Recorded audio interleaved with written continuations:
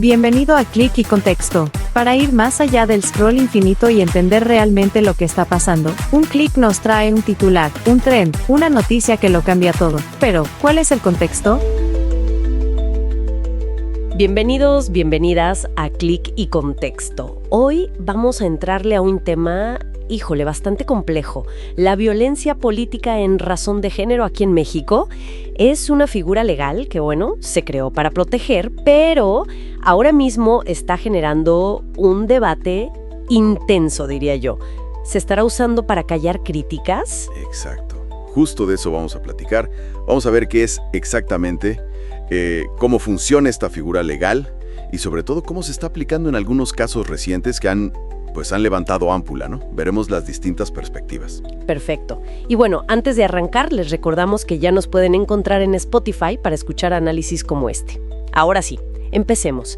Entonces, este concepto, violencia política en razón de género, lo oímos más y más. Ayúdanos a entender qué significa realmente, qué cubre. Mira, en esencia, son acciones o omisiones también dirigidas contra una persona específicamente por su género, o sea, por ser mujer o por su identidad de género. Y el objetivo es claro, limitar o de plano anular sus derechos político-electorales o impedir que ejerza un cargo. Ok. Y puede ser de muchas formas, Violencia física, claro, pero también psicológica, simbólica, ahora mucho la digital, en fin. La clave es que se base en el género y que tenga ese impacto en lo político. No cualquier pleito es esto, Tiene que estar ese elemento de género. Entendido, queda claro el espíritu original de la ley. Pero, ¿qué está pasando que causa tanta controversia últimamente? Mencionabas casos, el de Carla Estrella sonó muchísimo, ¿no? Sí, correcto. Ese caso fue muy sonado. Es una ciudadana que fue sancionada por el Tribunal Electoral, el TPJF, por un comentario que hizo en X, antes Twitter. Ajá. En ese comentario, insinuaba que la candidatura de una diputada, Diana Karina Barreras, se debía más bien a la influencia de su esposo. Un comentario, Y la sanción, ¿eso fue lo que prendió las redes? ¿O me equivoco? Totalmente. Fíjate, la sanción incluía pedir una disculpa pública diaria, por 30 días. ¿Diaria? Diaria. Además, una multa económica y que la inscribieran en el Registro Nacional de Personas Sancionadas por Violencia Política contra las Mujeres. Hasta 2027. ¡Wow! Hasta 2027. Sí. Entonces, claro, la reacción fue muy fuerte. Mucha gente lo vio como excesivo, ¿no? Como casi un acto de censura a una opinión ciudadana. Más allá del análisis técnico del tribunal sobre si había estereotipos o no. Claro. Incluso, fíjate, la misma diputada Barreras pidió después que se suspendiera esa parte de la disculpa diaria. Vaya, 30 días. Sí suena intenso. Y mencionaste otro caso, el de un medio, Acapulco Trends. Así es. Otro caso interesante. Aquí fue el Tribunal Electoral, pero de Guerrero, el local. Sancionó al director de ese portal, Acapulco Trends, por presunta violencia política de género contra la alcaldesa Abelina López. Ok, ¿y la sanción ahí cómo fue? Mira, le pusieron una multa, como de 22,000 pesos, le ordenaron 15 días de disculpas públicas en el portal y también registro en la lista de sancionados. Pero entiendo que el medio tenía otra versión, ¿no? Dijo algo distinto. Justo.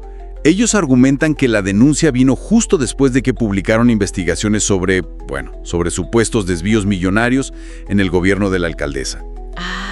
Entonces, ellos lo califican de plano como censura, como un intento de callarlos por su trabajo periodístico. Entonces vemos que no son como incidentes aislados, ¿verdad? Pareciera que hay una especie de patrón donde críticas a figuras públicas o este tipo de investigaciones periodísticas terminan con acusaciones de violencia política de género. Incluso se habla de leyes como la ley ciberasedio en Puebla, ¿no? Que podrían usarse así. Exactamente. Se empieza a notar, o al menos esa es la percepción de algunos sectores, una tendencia a usar esta figura que se creó para proteger derechos fundamentales, ¿sí?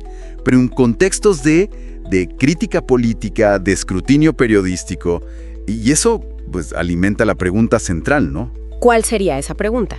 Sí, se está, desvirtuando la herramienta. Si se está usando para blindar a figuras políticas de la crítica legítima. O si, por otro lado, estas críticas a cómo se aplica la ley, ignoran que la violencia de género en política a veces es muy sutil, ¿no? y que sí se usa el género como arma, aunque esté disfrazado de opinión o de crítica. Ahí está el nudo gordiano, como dicen. Porque, a ver, proteger a las mujeres en política es fundamental. Enfrentan violencia real y específica. Eso es indiscutible. Claro. Pero, al mismo tiempo, defender la libertad de expresión, el derecho a criticar, a cuestionar al poder, aunque sea incómodo, pues también es esencial en una democracia. ¿Cómo logramos ese equilibrio? Ese es el gran desafío ahora mismo. La discusión está como en dos polos, ¿no? Por un lado, quienes temen que se esté banalizando la lucha contra la discriminación real al aplicar esta figura de forma muy amplia. Ajá. Y por otro, quienes dicen, ojo, no minimicen cómo opera la violencia de género en la política, que puede ser muy insidiosa. Entonces creo que es crucial analizar cada caso, pero de verdad, en su contexto específico. ¿Qué implica ese análisis de contexto? Pues ver, por ejemplo, quién denuncia, quién es denunciado. ¿Hay una relación de poder desigual ahí?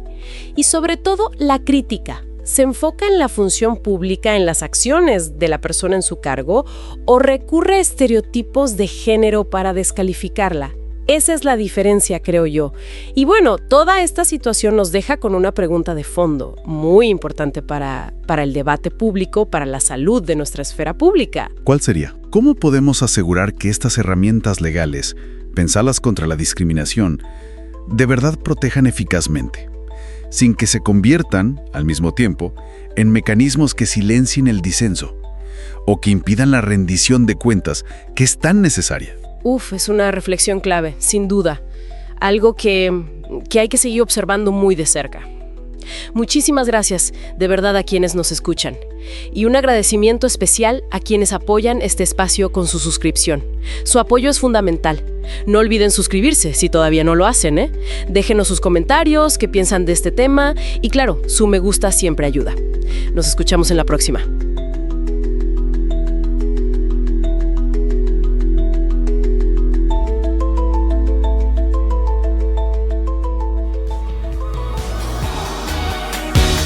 Llegamos al final de este episodio. Esperamos que lo hayan disfrutado tanto como nosotros. Si les gustó lo que escucharon, no olviden suscribirse a nuestro podcast en su plataforma favorita para no perderse ningún episodio nuevo.